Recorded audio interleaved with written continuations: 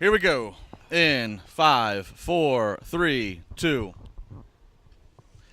Chair shot reality. Look at this. Justin. He's within an arm's Do you wanna reach. touch me? There's no split Do you wanna screen. touch me? Look at this. You are in John. my town, baby. This is my town, my people. Yeah, I saw the Florida, big billboard when I landed in Brazilians, Orlando. You, Mickey women, Mouse. It was tremendous. Me. It's all about it down here. How great do you feel? I feel great. You feel great? Sunshine. After last night's, It's WrestleMania week. Okay. Josh Eisenberg, Justin LeBar, Chair Shot Reality. We are here at the CSR Resort. We're taking over. It's the biggest week in the professional wrestling world. Everybody's here in Orlando. Josh, let's start. We don't have time to waste, so let's Not jump at in here. all. Let's start with the epic long WrestleMania, which is going to begin at the pre-show. The championship match on the pre-show with the cruiserweights of Neville defending against Austin Aries. Austin Aries, your boy, I know. My boy, A-Double, boy. is not going to win the Cruiserweight Championship. Not. He's not going You're to win. wrong on that one. I am not wrong You're on not that. coming back to a good stride I here. will tell you this, and I'll tell you exactly why. Every time you think, Neville, yes, he had a great experience outside of WWE, but he's kind of a WWE guy, right? I still think that when you look at creative, when you look at booking, they still want Neville to be the number one guy, and Austin Aries, win, lose, or draw, doesn't hurt him. So what happens? You give the championship, and you keep continuing Neville's reign as the king of the cruiserweights. Austin Aries is still going to be around, but you're not going to have a championship change like this for Austin Aries on a pre-show at 6 p.m. I think Austin Aries. I You're think. crazy. Here's the thing: we can't make that big of a deal about it being pre-show, regular show. It's I all on agree. the WWE Network. It's all one big event. There's no more pay-per-view bonuses like there used to be. So that doesn't mean that there can't be a title change or something important happen. I think this has all been the big setup. I'm not even the biggest Austin Aries fan. I like Neville a lot, this heel character, but I think this is just set up perfectly for Austin Aries to go over, and they can continue to have a little back and forth. I just really hope that they give themselves 15 to 20 minutes of in-ring action, because I do think what happens is with the cruiserweights, they're on the pre-show, they're going to get more time than a lot of the matches could on the main card. You have 2 hours of pre-show and maybe 2 or 3 matches, so great timing. Give them everything that they want on this pre-show. All right, let's go to the Andre the Giant Memorial Battle Royal. Is there any argument for anybody other than Braun Strowman here? There's argument for one other person, I think, Sami Zayn. Oh, He's not going to win, but there is an argument to be made for him because he's overcame so much, quote, so much, and he continues to be buried down. So think about it like this. If he can overcome the monster among men, if Braun Strowman gets eliminated by Sami Zayn, does it really hurt Braun Strowman? No, because he goes back tomorrow on Monday, the next night on Monday Night Raw, and you still have Sami Zayn with this big, quote, win. It will help Sami Zayn more than it would help Braun Strowman, but I still think at the end of the day, Braun Strowman wins. yeah, I think we need to see Braun Strowman have a Eliminate everybody. battle royal performance. Yeah, that we've never seen. Almost literally. Yeah. We've seen dominance where Kane eliminated X amount of guys in the Rumble and Big Show did this and everybody all piles together to get Big Show out. This needs to be literally Braun Strowman having the most dominant performance ever. Yeah. Because as we'll get to later, I still think this is going to be Braun Strowman's week, but when it's all said and done. We know the predictions, Justin, Yes. of Braun Strowman the next night on Monday Night Don't give it Raw. away yet. I was holding on to it. You've said it multiple I know, times I have. via print, I have. Up-Proof, YouTube. So you are listening. Of course I am. I miss you. Oh, how God, sweet. that did not sound straight. Now, Anyway. also on the kickoff show, we also have the SmackDown Women's Championship. Did they move that to the pre-show as well? So they moved it to the pre-show. There was rumors it was going back to the main card, so it's still kind of up in the air. Because I'm looking at WWE.com right now, as of now, and it It doesn't. still says kickoff show. It does it? Did it? I believe so, No, yeah. it does not. No.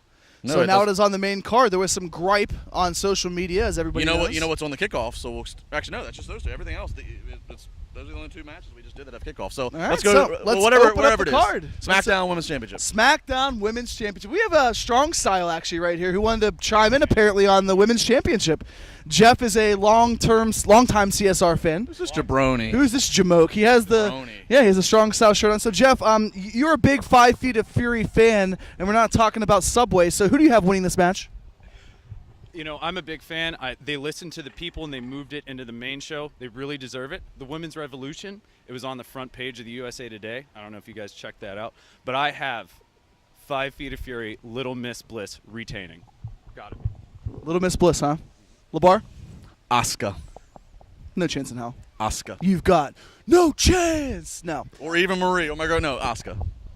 I'm going to go Alexa Asuka. Bliss, but I will say this. When Alexa Bliss beats the entire roster and comes out Tuesday on SmackDown saying, hey, Daniel Bryan, I beat the entire SmackDown women's roster, enter Asuka. Probably makes more logical sense. Doesn't that We'll make go more with logical sense? You know, You're an Asuka fan. You Fact, he has an Asuka mask. So what happens whenever Asuka and Alexa Bliss compete against each other? Who do you pick? I might not even be able to watch, but it's got to be Asuka. Asuka's going to kill you. Asuka's going to kill you. So. I think he has some sort of Asian in him. I'm not really sure. But thank you, Jeff. I appreciate that. Can we get a Shinsuke for the camera really quick? No, I'm good. No, he's not doing a Shinsuke Nakamura. Okay. Well, you will see those videos on my personal information page. I have a fear what this third chair is going to hold in the rest of this segment here. It really opened up pretty strong, Justin. WrestleZone.com, Chair Shot Reality here. We thank all of you. We hope you keep commenting and sharing. Let's move on, Josh. Let's go to the triple threat ladder match with the tag team championship. Enzo and Cass, Gallows and Anderson, and of course, as I'm blanking here on my third. Justin. Well, it's good to see you. That's we're good brothers, that's right? your deal, yeah, huh? That's my deal now. And Sheamus and Cesaro. Sheamus, of course, getting cut up pretty badly last week. What do you got here? So I was extremely happy that this match actually is taking place with a ladder involved, because you look at last year, you had a no-holds-barred street fight between Ambrose and Lesnar. You had the ladder match. You had Hell in a Cell. You had so many gimmick matches, and then you look at the card this year, there's not really many.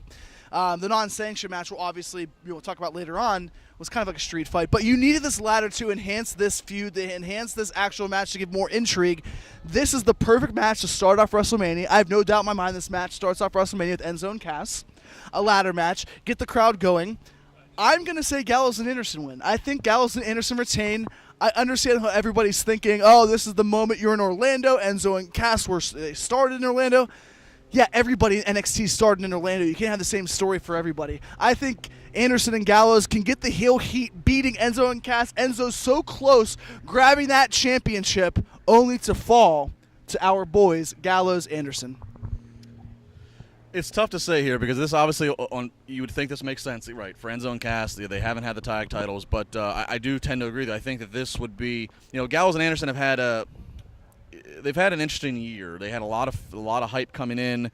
It's been ups and downs of how they're booking and how their presentations have been. This would certainly be a great rub of credibility for them to walk into WrestleMania and then walk out with the titles, especially going up against the opponents they're going to go against. So, I'm going to have to say, as much as I want to say Enzo and Cass, as fun as that would be, I think Gallows and Anderson, I think that would be, if I'm in the booking situation, I would like to try to keep those heels as champions for right now. As hot as possible. Yeah, right. Absolutely. Moving on to the Intercontinental Championship match, and this is one, I'm a big Baron Corbin fan who's challenging Dean Ambrose, but I think this match I think there's so much on this show that this might fall under the radar, and I worry, not to say that it's not going to be quality, but I worry that it might. This might be when some people just get up and just need to take a stretch their legs or whatever. Well, the reason I'm not encouraging that, but I have a worry that might happen. I mean, there's going to be 2 bathroom breaks for me. It's going to be Pitbull, even though I like their song "Give Me the Green Light," and then the Ambrose and Corbin match. I like Baron Corbin. I think his development has been very consistent. He has been pushed extremely hard. He's had some really good main event matches on SmackDown against guys like John Cena, Randy Orton, AJ Styles. He's arguably up there with The Miz to me as one of the best heels the company has. Oh, because nobody likes him, and that's perfect. You don't have natural heels anymore, which Baron Corbin and The Miz do. I think this match goes extremely short, actually, and that's going to be an issue for a lot of people. But think of it like this. I mean, you look at the SmackDown roster, Baron Corbin needs to be Intercontinental Champion because what you've seen from Dean Ambrose is just a level of being very average. Ever since him being World Champion at SummerSlam against Dolph Ziggler, you remember that match? Yes. Not many people do, so good to know. Yeah. He's just been very average. Well, there's nothing that sticks out to me that says Dean Ambrose is a guy I need to put my money into, but I feel like I need to put my money into Baron Corbin. And for those who were following me this time last year, I had a lot of high hopes for Ambrose versus Brock Lesnar. Yeah. And it was kind of touched upon in that Steve Austin podcast. Something just didn't quite click. We don't know what. But, I had high hopes for Brock and Ambrose last year. It did not live up to it all. I like Baron Corbin. I want to see the entrance on the big stage, but I do think this match is going to fall. And that's sad because both guys are talented to an extent. But who do you think wins? Is there a title change? Baron Corbin wins. I think Baron Corbin is a guy that you can consistently give the Andre the Giant Memorial Battle Royal. Okay, people don't think that's important, but it actually did a little bit for him. Intercontinental Championship.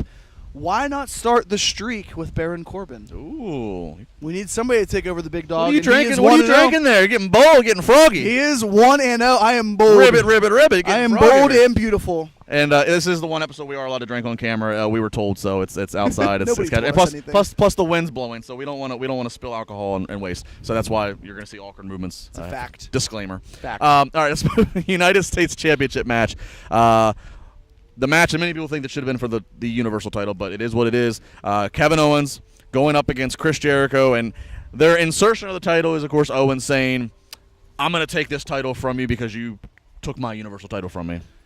So the United States Championship match is probably one of the best ongoing storylines in WWE, correct? I think this is one of the best stories WWE's told in a long time. Absolutely. I think WWE gave it so much time. And the participants involved get great credit. Of course. Everybody thinks that Kevin Owens should win because he's the younger guy. He needs the push. Whatever you want to say about Kevin Owens, right? Chris Jericho, by booking standards and by logic, should win this match. No, well, because he's the babyface and he has to get the culmination. Yeah, and he's been beaten down time and time again by Kevin Owens, so the payoff should be him winning. Well, Wrestling 101 would say that, but at the same point, it's like, Jericho's probably going to go away. What does LeBar 101 say? I think LeBar 101 says, I think Wrestling 101 says it should be Jericho, but I think LeBar 101 and I think knowing Jericho, how we kind of do, I think Kevin Owens is going to win this. You think Kevin Owens wins Kevin and Owens becomes wins the United States champion? Then he's going to unblock you. There's no chance. Who unblocks me first? Him, Killam, or Mauro Ranallo? I'm not sure. There's 3 right there that I think I'm being blocked by. I'm not sure. Wait, Chavo Guerrero Killam blocked you? No. Who does this guy? Does this guy block you? Wait, Chavo Guerrero blocked you. Ooh, Dougie. Is this Ooh, Doug? wait, Chavo this guy. Guerrero blocked you? Yeah, 5 years ago. Welcome to 2013. What did you say? 12. Look at Doug, this guy. Look at this guy. Take a seat, Doug. Come on. Living the Doug. Gimmick podcast. If you have not heard. Oh. Look at this. I'm just going to hand over the mic to a guy who obviously has a better beard and hair game than either of us could ever imagine. There's a thing here this weekend. Tonight's flag. There's a thing this weekend. I like that. There's something going on? Yeah, there's a guy that kind of looks like you, but his beard's not as perfect as you. Okay, And, so it looks a little bit more like pubes on his face.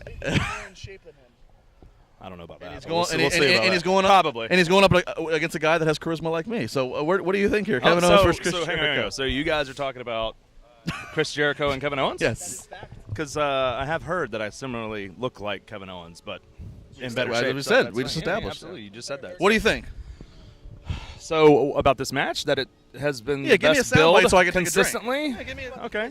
Of course the match. Of course, the match. Okay, well, let's talk about Kevin Owens and Chris Jericho. This is the because kind of to living the me- gimmick entertainment you get here. Well, do you want me to launch into acapella versions of their theme songs? Because I can do that too. We do that on the Actually, show. yeah. Actually, you know what? I don't even give a damn about who your prediction is. Just give me the acapella.